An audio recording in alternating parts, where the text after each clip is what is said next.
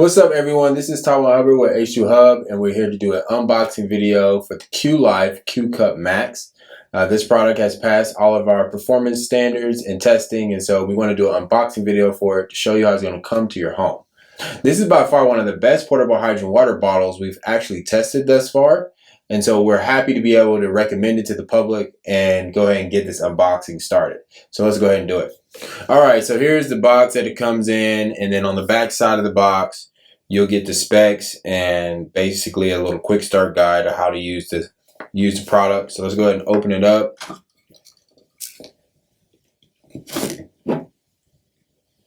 Let's see what comes with the Q-Cup Max. All right. So the first thing you're going to get is your user manual. So that's pretty standard. This is the packaging for the system. It's pretty nice. So you got your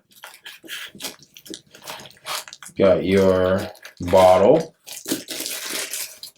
And this bottle is about 240 milliliters. I think you can actually fill up to about 250 milliliters of water.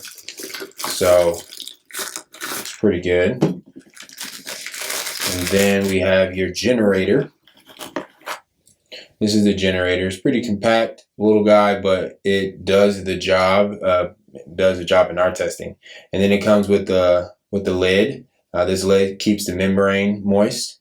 And then inside here, you will see underneath where the bottle is actual charging cord for it, and its charging adapter.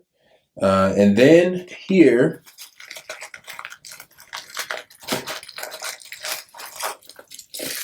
where the generator is, underneath that is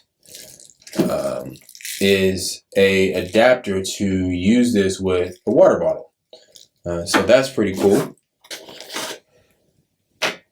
And I believe that's it. So to review, you got your bottle. It comes with the system. You have the generator itself, and then you have your charging cord, and your AC power adapter, and then you have the adapter to be able to use this generator with a water bottle, so on the go, and then your user manual. So that's what comes with the product. In the next video, we're actually going to do a demonstration of this product, and then we'll also do a test video to show you the type of concentrations or H2 concentrations this bottle can generate.